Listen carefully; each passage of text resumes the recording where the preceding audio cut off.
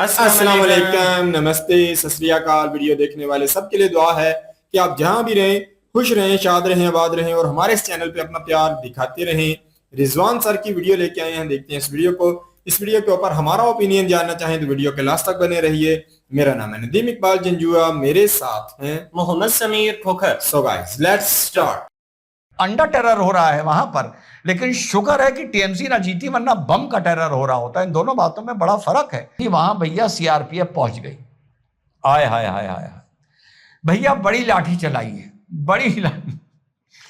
बड़ी लाठी चलाई है इन लोगों के ऊपर। इनका भी क्या दिमाग खराब हुआ था। अंडों से बचने के लिए अभिषेक बनर्जी के लिए क्या इंतजाम किया गया है? पुख्ता इंतजाम। कुणाल घोष टहलते हुए जा रहे थे और लोगों की नजर पड़ गई।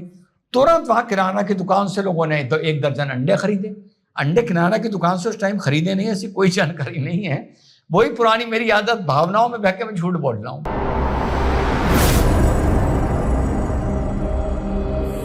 हेलो नमस्कार, सत श्री अकाल, अस्सलाम वालेकुम। कैसे हैं जनाब? यार, वेस्ट बंगाल पर वीडियो रिकॉर्ड करने जाओ तो हंसी आने लगती है। सोचना पड़ता है कि रिकॉर्डिंग डिस्टर्ब ना हो, इस मारे हंसेंगे नहीं। अम्मा इतनी लाठी चली हैं कि भैया लोग नाले में, गंदे नाले में कूद के भागे हैं, कूद के। हुआ क्या अभी बताता हूं। पुष्पा को तो आप लोग सब जानते हैं, जिसके लिए मैंने बोला था कि शुभेंदु अधिकारी को उसको वेस्ट बंगाल का राज्य पशु घोषित कर देना चाहिए। अब देखो फिर हंसी आ गई। वो इस मारे कर देना चाहिए यार, उसका तमाशा बना दिया है यार। दिस इज वेरी बैड यार, दिस इज वेरी नॉटी। उसकी नुमाइश बना दी है। और नॉटीनेस में तो अंडे भी चल रहे हैं, अंडा कांड हो रहा है, अंडा टेरर हो रहा है वहां पर। लेकिन शुक्र है कि टीएमसी ना जीती, वरना बम का टेरर हो रहा होता है। इन दोनों बातों में बड़ा फर्क है। और जो भी वेस्ट बंगाल में चल रहा है, अगर वो पूरे देश में ट्रांसफर कर दिया जाए तो सोचिए राजनीति कितनी अकाउंटेबल हो जाएगी। अभी आप लोग को बताता हूं। तो साहब, ये तो आप लोगों को पता है, पुष्पा के बारे में हम लोग बहुत बात कर चुके हैं, मीडिया, सोशल मीडिया बहुत कर चुका है। यहां वो टहल के चला गया। दूसरी बार ये हुआ कि उसको काले कच्छे में टहलाओ और वो लोगों को नमस्कार करता रहेगा, प्रणाम करता रहेगा, एक तरह से माफी मांगता रहेगा। कुछ वीडियो ये भी आ रहे हैं कि वो उठक बैठक लगा रहा है। अब मैं इसको कंफर्म नहीं कर सकता कि ये एआई जनरेटेड है या नॉन एआई जनरेटेड है, लेकिन काले कच्छे में जो हाथ जोड़ के टहलाया गया, ये बिल्कुल सत्य खबर है। तो दिखा तो रहा हूं अब मौज मस्ती के मारे, लेकिन बता रहा हूं कि ये एआई जनरेटेड हो सकता है। रिपोर्ट्स कुछ ये बता रही हैं, कमेंट्स कुछ ये बता रहे हैं।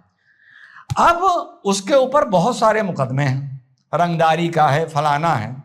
तो उसको रिमांड इतनी लंबी कैसे मिली है, मुझे समझ में नहीं आ रहा।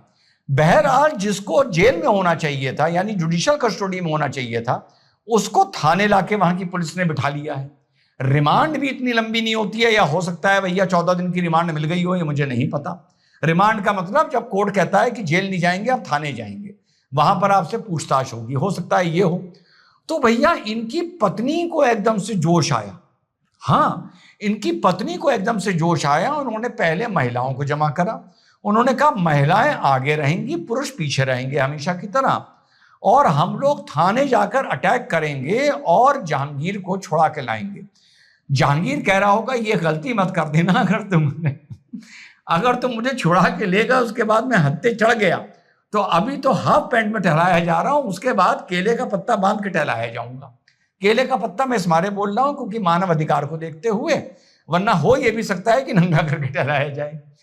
तो साहब वहां पे सीआरपीएफ को, एलआईयू को खबर लग गई और ये चल ही रहे थे और थाने पे कुछ लोगों की भीड़ जमा हो रही थी। वहां भैया सीआरपीएफ पहुंच गई। आय हाय हाय हाय भैया, बड़ी लाठी चलाई है, बड़ी लाठी चलाई है इन लोगों के ऊपर। इनका भी क्या दिमाग खराब हुआ था। और वो लाठी चलते चलते ये हालात हो गए कि पिछवाड़ा बचाने के लिए लोग वहां गंदे नाले में कूद गए। फिर गंदे नाले में तैरते तैरते दूसरी तरफ पहुंचे तो दूसरी तरफ भी इनके ऊपर लाठियां बरसी। ये तो एक मामला हो गया। दूसरा मामला, कुणाल घोष टहलते हुए जा रहे थे और लोगों की नजर पड़ गई। तुरंत वहां किराना की दुकान से लोगों ने तो 1 दर्जन अंडे खरीदे। अंडे किराना की दुकान से उस टाइम खरीदे नहीं, ऐसी कोई जानकारी नहीं है। वही पुरानी मेरी आदत, भावनाओं में बह के मैं झूठ बोल रहा हूं। भैया उन पे अंडे बरसने शुरू हो गए। देखा, उन पे भी अंडे बरसने शुरू हो गए। अब सिर्फ ममता दीदी बची हैं। भैया वो 71 वर्षीय महिला है, उनके साथ ये होना चाहिए।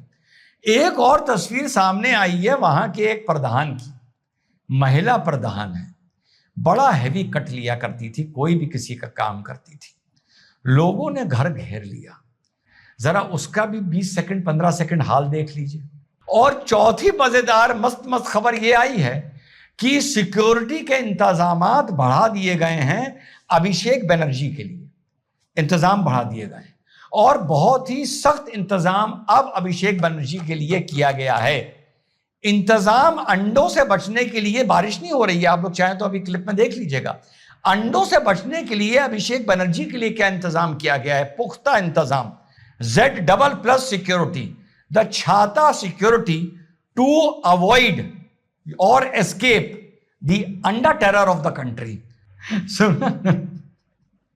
देखा साथियों, तो एक तरफ अभिषेक बनर्जी अंडों से बचने के लिए छातों का एक चक्रव्यूह बना रहा है अपने चारों तरफ, the great wall of China, the great wall of छाता बना रहा है अपने चारों तरफ।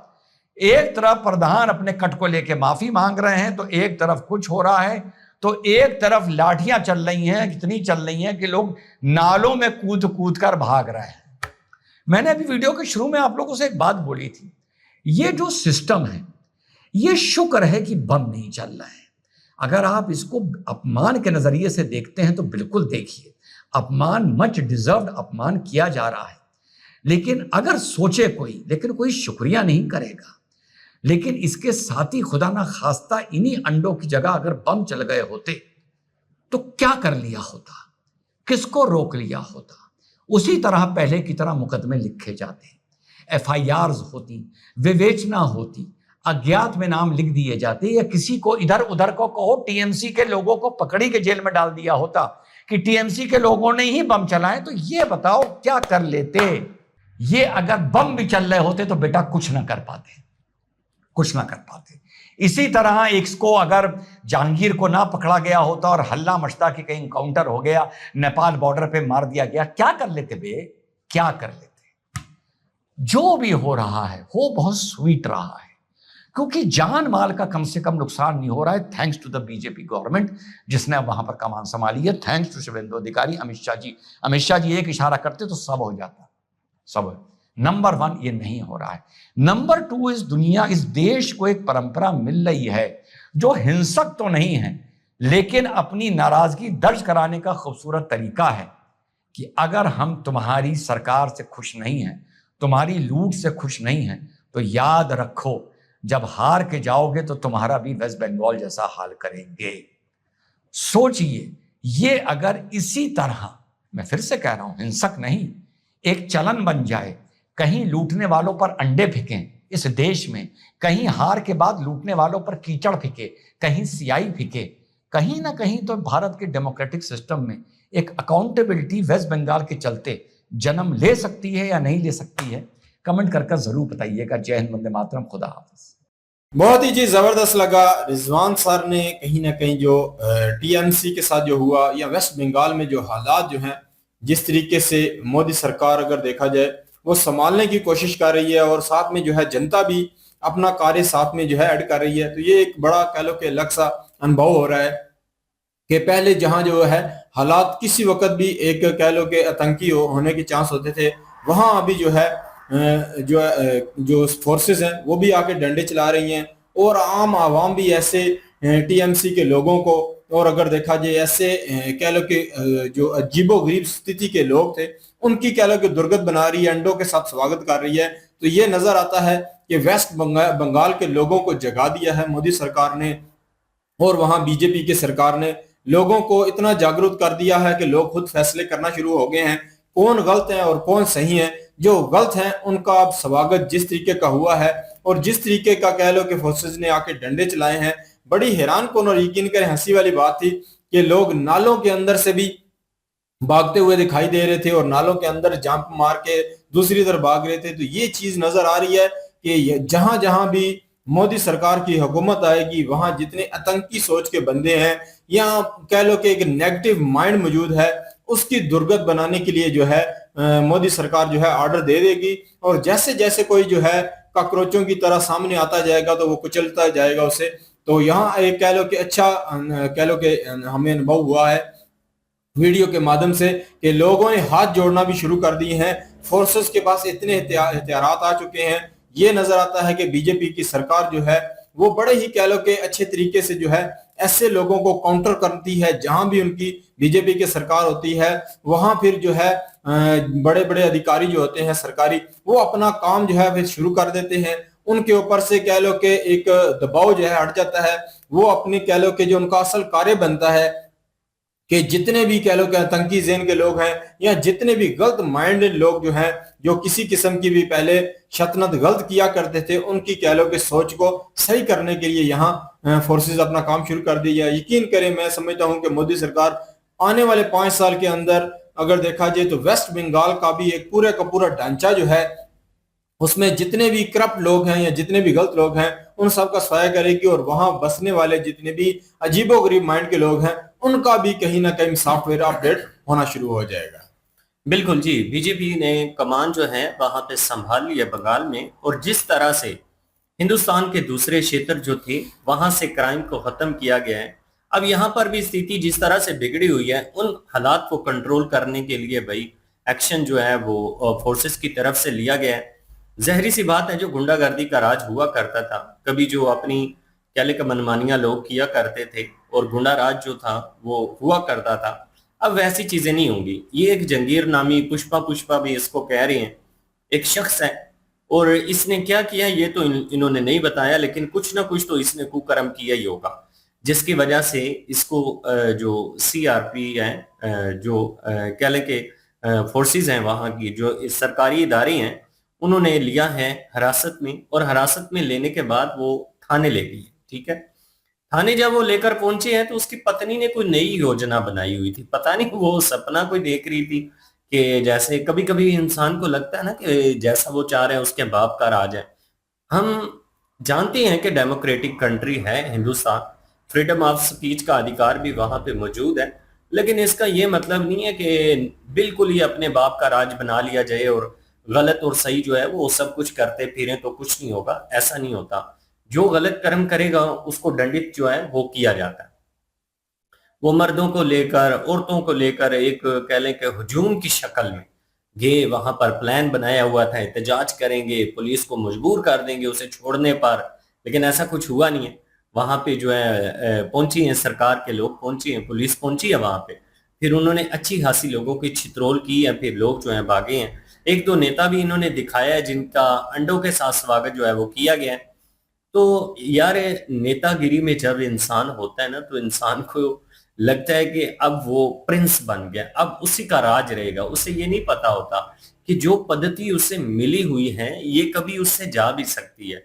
तो अगर वो अच्छे कर्म करेगा लोगों में अच्छा नाम होगा, अगर वो कुछ गलत कार्य, करप्शन या इस तरह की चीजें जो है वो करता रहेगा, तो एक टाइम आता है फिर अवाम अपना बदला लेती है। तो भाई साहब ने जिस तरह के कुकर्म किए हुए थे उसी तरह का परिणाम जो है उनको भोगना पड़ा है।